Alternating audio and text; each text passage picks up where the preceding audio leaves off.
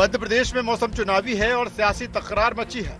सत्तारूढ़ बीजेपी और विपक्षी दल कांग्रेस विकास और बेहतर शासन देने के दावों को लेकर आमने सामने हैं। मोर्चा सीएम शिवराज सिंह चौहान और पूर्व सीएम कमलनाथ ने संभाल रखा है। शायद ही ऐसा कोई दिन हो जब ये किसी मसले पर आमने सामने न हो। इनके बीच ताजा जुबानी जंग विकास को लेकर है। कमलनाथ शिवराज पर मध्य प्रदेश को पिछड़ेपन के गर्त में झोंकने का आरोप लगा रहे हैं, तो शिवराज सिंह उन्हें 2003 और उसके बाद के मध्य प्रदेश पर बहस की खुली चुनौती दे रहे हैं। भारतीय जनता पार्टी के 18 साल भी आपके सामने हैं कि कहां उन्होंने प्रदेश को ढकेला है। हमारे कमजोर वर्ग, आदिवासी वर्ग, हमारा अनुसूचित जाति, प्रदेश की चिंता नहीं है। और शिवराज सिंह जी तो अब 18 साल बाद उनको बहनें याद आ गई, बहुत सारी चीजें याद आ रही हैं। 18 साल तो याद नहीं आए। 18 साल का हिसाब मांग रहे तो सुन लो। 2003 तक मध्य प्रदेश बीमारू राज्य था। प्रति व्यक्ति आय थी 11,000 रुपया। कमलनाथ जी आज बढ़ के हो गई 1,40,000 रुपया। जब कांग्रेस की सरकार होती थी, गड्ढों में सड़क ढूंढती थी कमलनाथ जी जनता। ग्रामीण सड़कों को अगर मैं मिला लूं तो 5,11,000 किलोमीटर शानदार सड़कें बनाई।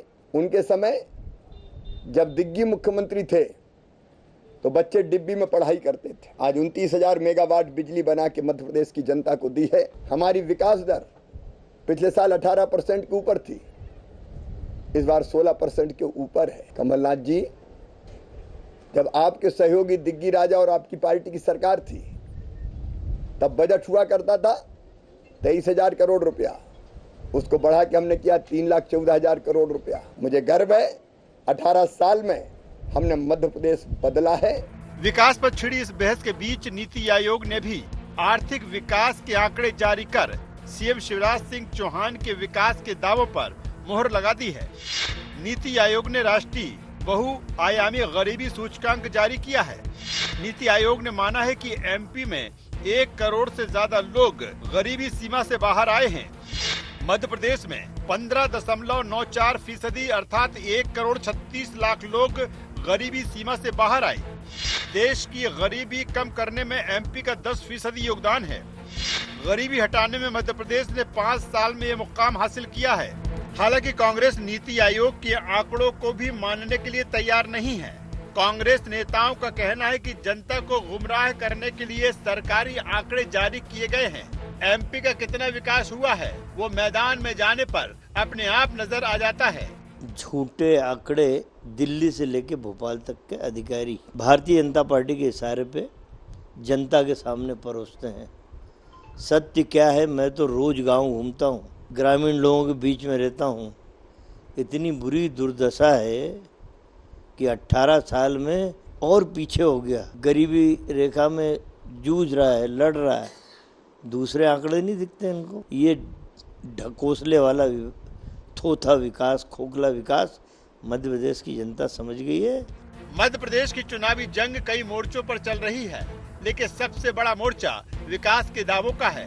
कांग्रेस विकास में नाकामी का आरोप लगाकर सरकार को घेर रही है, तो बीजेपी विकास पर खुली बहस की चुनौती दे रही है। देखना ये है कि जनता विपक्ष के आरोपों पर मोहर लगाती है या फिर सरकार के विकास के दावों पर। Bureau report, IND 24।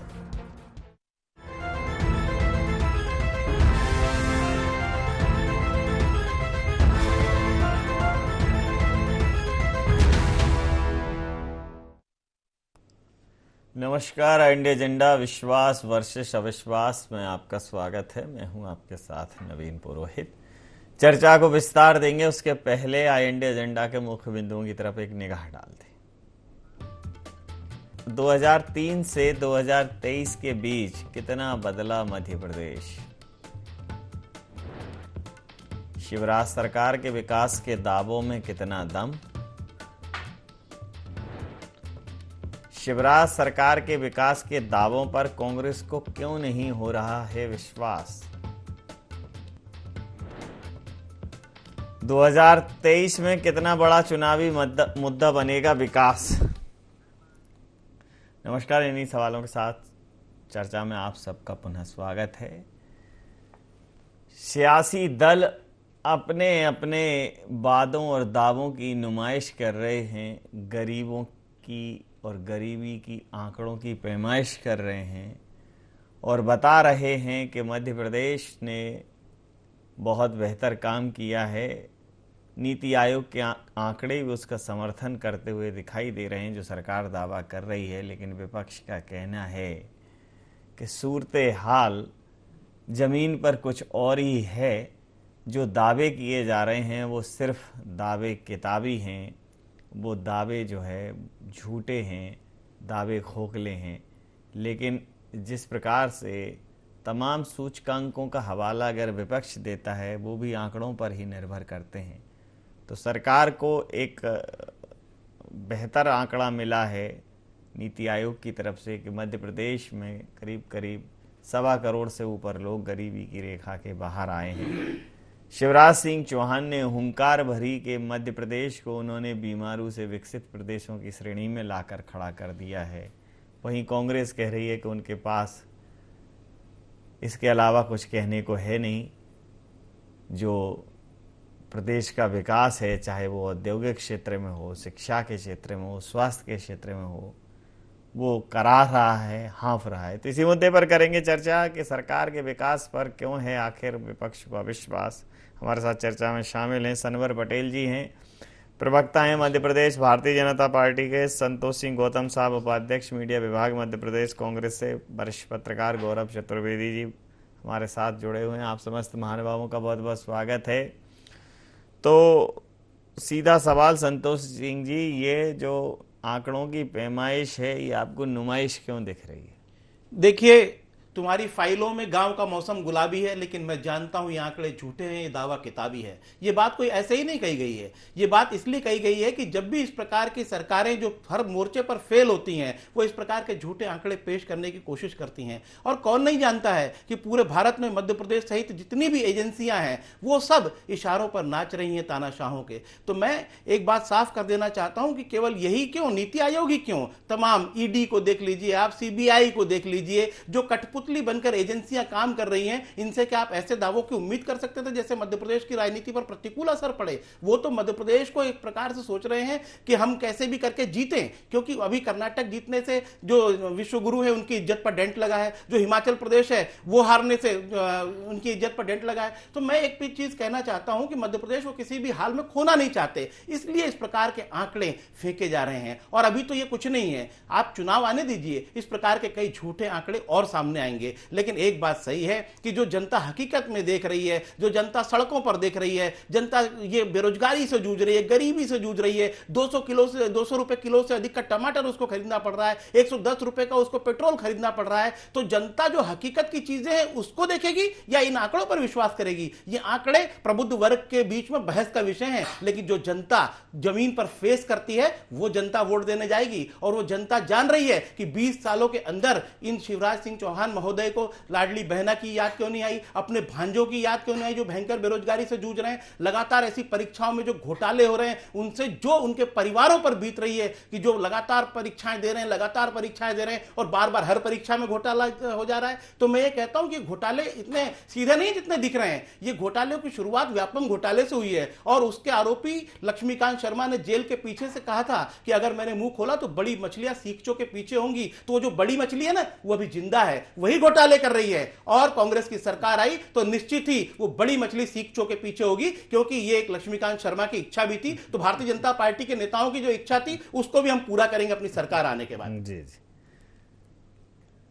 सनवर जी, कांग्रेस कह रही है कि ये जो आंकड़े हैं ये प्रबुद्ध वर्ग के लिए तो चर्चा का विषय हैं, लेकिन आम आदमी के लिए ये खर्चा का विषय है। और जो खर्चे का पर्चा है वो आदमी की बजट में समा नहीं रहा है, तो वो बस मुंह मार के मन मार के बैठा है और वो इस बार चुनाव में बताएगा। देखिए नवीन जी, हमारे विद्वान साथी की मजबूरी वो नहीं मानेंगे कि 1,36,00,000 लोग गरीबी रेखा से बाहर आए हैं मध्य प्रदेश में। वो नहीं मानेंगे कि मध्य प्रदेश में 5,11,000 किलोमीटर सड़कें बनी हैं। तो हम तो कहते हैं आप मत मानिए, क्योंकि मध्य प्रदेश की जनता जानती है। जो मध्य प्रदेश की जनता उसका सुख भोग रही है, जो मध्य प्रदेश की जनता इंफ्रास्ट्रक्चर के माध्यम से आगे बढ़ रही है वो जानती है। लेकिन मैं अपने विद्वान साथी से इतना जरूर पूछना चाहूंगा आपके माध्यम से कि वो इंदौर से आते हैं। 2003 के पहले कितना घंटे लगते थे भोपाल आने में, आज वो रोज आ जाते हैं, रोज चले जाते हैं। आखिर ये सड़कें चकाचक कब बनी, 2003 के पहले की या 2003 के बाद की है? अगर ये मंथन करेंगे तो इनको तो पता है। अब ये बात अलग है कि मजबूरी के नाते विपक्षी पार्टी कांग्रेस के प्रवक्ता के नाते ये बोल नहीं सकते। इसी प्रकार से आप पूरे इंफ्रास्ट्रक्चर की बात कर लीजिए, चाहे रोडों की बात कर लीजिए, चाहे बिजली की बात कर लीजिए, पानी की बात कर लीजिए, रोजगार की बात कर लीजिए, प्रति व्यक्ति आय की बात कर लीजिए। अरे साहब कितना अंतर है, कहां 11,000, कहां 1,40,000, लेकिन आंकड़े ये नहीं मानेंगे। तो आप इनसे ही पूछ लीजिए कि आप 2003 के पहले कितने घंटे लगते थे, आप पूछ लीजिए। मध्य प्रदेश के एक कोने से दूसरे कोने में जाने में 2-2 दिन लगते थे, 2-2 दिन। और आज कोई कोना ऐसा नहीं है जिसमें आप एक ही दिन में ना पहुंच जाओ। तो ये मध्य प्रदेश का विकास है, ये मध्य प्रदेश वासियों के लिए सुविधाएं हैं, ये मध्य प्रदेश समृद्धशाली बना है, ये मध्य प्रदेश मजबूत बना है। पता नहीं क्यों इनके नेताओं को जिन मामलों में गौरवान्वित होने की जरूरत है वहां ये शर्मिंदा होते हैं। हम नहीं समझ पा रहे हैं। देखिए, अब आप नहीं समझ पा रहे हैं तो समझाने का काम वैसे तो इस समय पे मीडिया ने कॉन्ट्रैक्ट बेस पे ले रखा है, और एंकर ही इस समय पे परम तपस्वी और परम ज्ञानी है। लेकिन मैं उस कम्युनिटी का सबसे निरीह प्राणी हूँ। तो एक प्रबुद्ध व्यक्ति हमारे बीच में गौरव जी हैं। गौरव जी समझ नहीं पा रहे हैं, सनवर जी अगर आप कुछ समझा पाएं तो बहुत बेहतर होगा। नवीन जी नवंबर 2021 में जी 1/3 पॉपुलेशन मध्य प्रदेश की बिलो पॉवर्टी लाइन के नीचे थी। महज 19 महीने में अगर 1.25 करोड़ लोगों को गरीबी रेखा से बाहर कर दिया है, तो या तो ये सरकार की बहुत बड़ी उपलब्धि है, या फिर जो कांग्रेस आरोप लगा रही है बाजीगरी का, वो आंकड़ों की बाजीगरी है। हकीकतन ग्राउंड लेवल पर जो स्थितियां हैं उससे ऐसा नजर नहीं आता, उससे ये महसूस नहीं होता कि लोग अचानक इतनी बड़ी तादाद में, जो परसेंटेज पिछले आंकड़ों का आया है वो 7.23 है। मतलब इसका मतलब हम ये माने कि महज 2-3 साल के अंदर मध्य प्रदेश गरीबी से मुक्त हो जाएगा। कहीं ना कहीं इसमें चूक हुई है उन आंकड़ों को एकत्रित करने में और उन आंकड़ों को जारी करने में।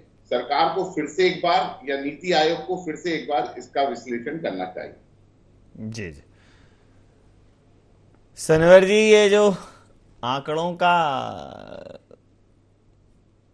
प्रस्तुतिकरण है और जिस प्रकार से पिछले सालों के आंकड़े हैं, तो जिस स्पीड से ये विकास दौड़ा है चुनावी साल में, ऐसा तो नहीं आउट ऑफ ट्रैक हो गया हो, कोई शॉर्टकट ले लिया हो?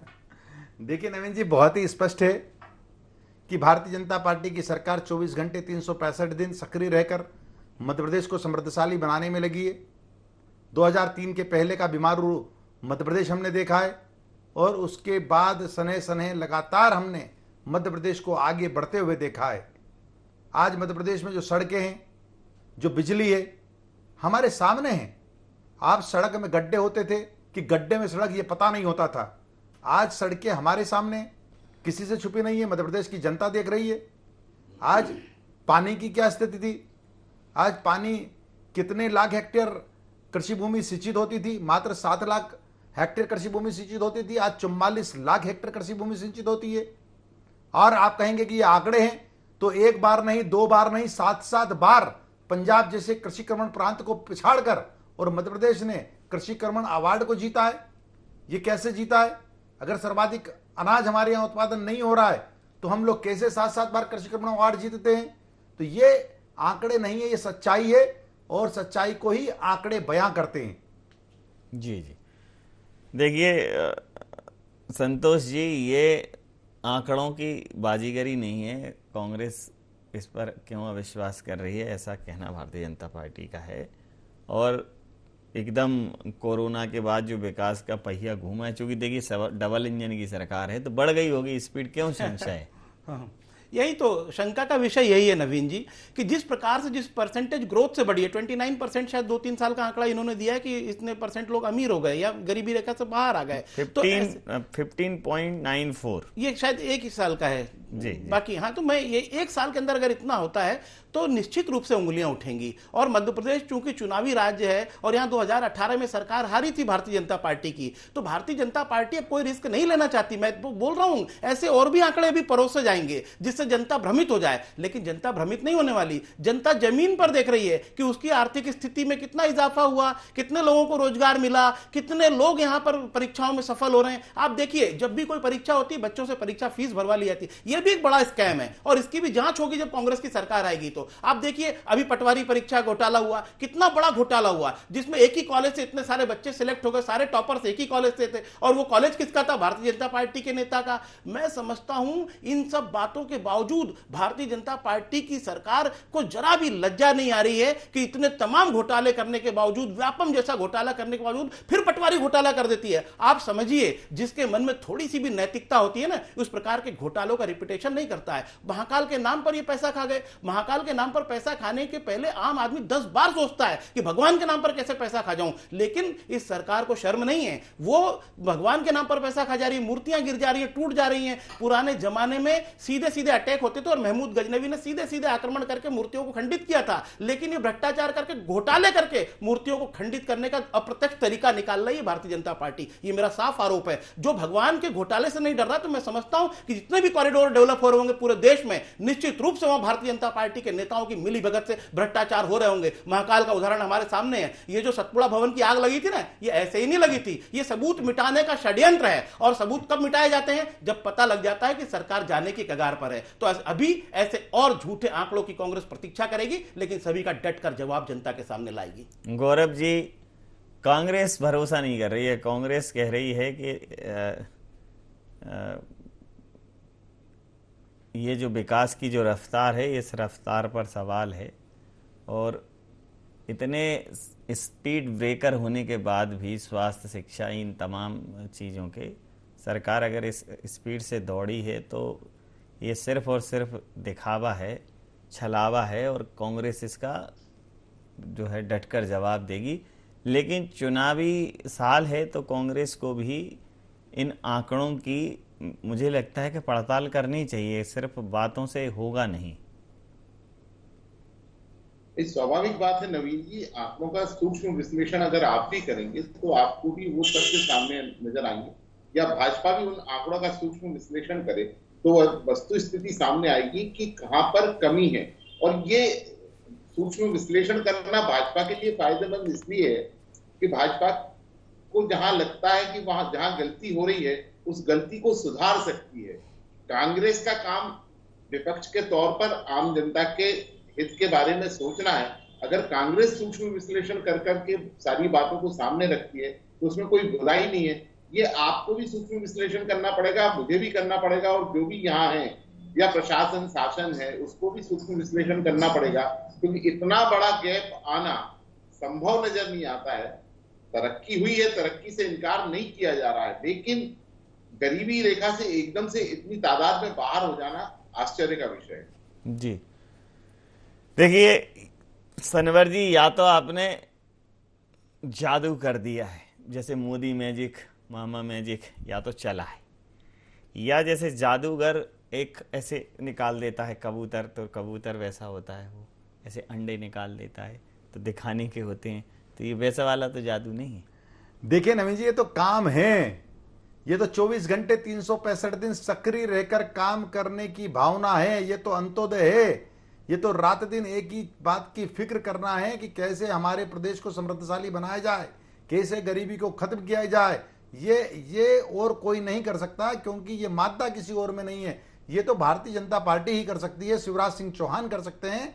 जो आपको दिख रहा है परिवर्तन, ये भारतीय जनता पार्टी की सरकार के द्वारा किए गए प्रयास का परिवर्तन है। और कांग्रेस इस बात को इसलिए नहीं समझेगी, कांग्रेस इस बात को इसलिए नहीं मानेगी क्योंकि कांग्रेस में ये सब नहीं होता है। वहां तो परिक्रमा होती है, वहां तो परिवारों की चिंता होती है। भारतीय जनता पार्टी का परिवार पूरे मध्य प्रदेश की जनता है और मध्य प्रदेश की जनता को समृद्धशाली बनाने का बीड़ा जो भारतीय जनता पार्टी की सरकार ने उठाया, उसी का परिणाम है कि आज 11,000 रुपये प्रति व्यक्ति आय से बढ़कर 1,40,000 रुपये प्रति व्यक्ति आय हुई है। और आपके और हमारे सामने है, जो किसी कांग्रेस के नेता के कहने से नहीं होती है, ये तो मध्य प्रदेश की जनता जानती है। हाथ कंगन को आरसी क्या और पढ़े लिखे को फारसी क्या। आप गांव गांव तक जाएंगे तो आप आज मध्य प्रदेश के गांव समृद्धशाली हुए हैं। जी देखिए, कांग्रेस को परिवर्तन नहीं दिखता क्योंकि वो परिक्रमा में व्यस्त रहती है। संतोष जी, ये आरोप लगाया है। देखिए, अब मैं क्या इस बात का जवाब दूं। जमीनी हकीकत को तो समझें कम से कम है। पिछली बारी सत्ता से बाहर हुए थे, चोरी की सरकार इन्होंने बनाई, डकैती की सरकार बनाई, 35 करोड़ 50 करोड़ रुपए खर्च करके माफियाओं के पैसों से जो सरकार बनी है ना, तो अब उसके तो प्रवक्ता के पास कहने को क्या है? वो विकास के नाम पर गिनाए क्या है? इतना ही विकास किया तो पिछली बार सत्ता से बाहर क्यों हुए? ये बताएं कि व्यापम घोटाले का कर्ता धर्ता कौन है, बताएं। वो बड़ी मछली कौन है जिसके बारे में लक्ष्मीकांत शर्मा जिक्र कर रहे थे? जो रेत का जो अवैध धंधा होता है, रेत का जो अवैध उत्खनन होता है, बुधनी में होता है, विदिशा में होता है, किसकी नाक के नीचे होता है, वो जरा बताएं। इसके बाद बताएं कि जो सिंहस्थ घोटाला हुआ, जो ई टेंडरिंग घोटाला हुआ, किसके कार्यकाल में हुआ? सबसे बड़ी बात, मुख्यमंत्री की नाक के नीचे उन्हीं के विभाग जो उनके अंडर में था उस समय, पशु क्या बोलते हैं उसको, पोषण आहार घोटाला हुआ। तो मैं समझता हूं कि इतने सारे घोटालों के बावजूद अगर नाक ऊंची करके और इस तरीके से घूम घूम के गौरवान्वित हो रहे हैं, मैं समझता हूं बड़ी शर्मनाक बात है। कम से कम मुखिया को इतना असंवेदनशील नहीं होना चाहिए। उसे देखना चाहिए कि उस पोषण आहार के बिना कई बच्चे आज कुपोषण का शिकार हैं। श्योपुर जिला मध्य प्रदेश का इथियोपिया कहा जाता है। झाबुआ और अलीराजपुर आज भी देश के सबसे गरीब जिले हैं। 18 वर्षों के विकास की बात कर रहे थे, कह रहे थे 24 घंटे और 365 दिन। अरे भाई, 18 वर्ष बहुत लंबा शासनकाल होता है। 2 दशक का कार्यकाल होता है। 2 दशक में जो छोटे छोटे जो कंट्रीज थे वो आज विकास की दौड़ में कहां पहुंच गए? अन्य राज्यों की तुलना में मध्य प्रदेश कहां है? मध्य प्रदेश की तुलना आपके आयोगों की रिपोर्टों से को हम नहीं मानते, हम मीडिया की निष्पक्ष रिपोर्टों को मानते हैं, जिसके अनुसार बिहार और झारखंड से मध्य प्रदेश की तुलना हो रही है। तो बिहार और झारखंड से अगर तुलना हो रही है और पीछे से मध्य प्रदेश नंबर 1 या नंबर 3 पर है, मैं समझता हूं शर्म का विषय है। जी, अब देखिए, शर्म का विषय है, गौरव का विषय है। ये तो गौरव जी बताइए, विषय किसका है? नवीन जी, अगर सारे आंकड़ों को देखा जाए, 15.94% के हिसाब से मध्य प्रदेश में गरीब बाहर हो गए जी। अगर पिछले साल के आंकड़ों के मुकाबले हम देखें तो 7.51 की दर से गरीबी रेखा से बाहर हुए हैं। और अगर देश के हिसाब से देखें कि 10% गरीबी दूर करने में बड़ा योगदान निभाया है मध्य प्रदेश ने। इन तीनों आंकड़ों को अगर आप देखेंगे तो बहुत, अगर फर्क आता भी तो मार्जिनल डिफरेंस आता है। इतना बड़ा फर्क आ रहा है, 3% 4% और 5% का। ये फर्क कहीं ना कहीं मजबूर कर रहा है कि कहीं ना कहीं आंकड़ों में गड़बड़ी हुई है, आंकड़े एकत्रित करने में गड़बड़ी हुई है, या उन्हें गलत तरीके से प्रस्तुत किया गया है। सरकार के लिए भी ये फायदेमंद है, भाजपा के लिए भी फायदेमंद है, कांग्रेस के लिए भी फायदेमंद है कि वापस इन आंकड़ों का विश्लेषण करे और आम जनता को कैसे गरीबी रेखा से बाहर ला सकते हैं वो काम करे। जी, समय सीमा के चलते मैं ये चर्चा यहाँ समाप्त करूंगा। आप समस्त महानुभावों का बहुत बहुत धन्यवाद, बहुत बहुत आभार। तो मध्य प्रदेश में विकास के आंकड़ों पर जहां भारतीय जनता पार्टी को विश्वास है कि वो इन्हीं आंकड़ों के सहारे और इसी विकास की दम पर फिर से 5वीं बार सरकार बनाएगी, वहीं कांग्रेस इस पर अविश्वास व्यक्त कर रही है। और मुझे वो शेर याद आता है कि सवालों को ही जवाब लिख डाला, झोंपड़ियों में वो रहते हैं, तुमने आंकड़ों में नवाब लिख डाला। 2 जून की मयस्सर तो रोटी नहीं और तुमने हलवा कबाब लिख डाला। और आंधियों से उजड़ गया आसियाना उसका, तुमने मौसम का सबाब लिख डाला।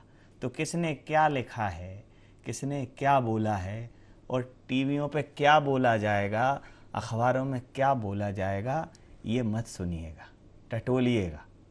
अपने आसपास देखिएगा, अपने गांव गली खलियान को, मोहल्लों को, शहरों को। अगर वहाँ विकास दिखे तो ज़रूर उसे वोट देना। IND एजेंडा में नहीं, आप बने रहिए IND 24 के साथ और देखते रहिए IND 24। नमस्कार।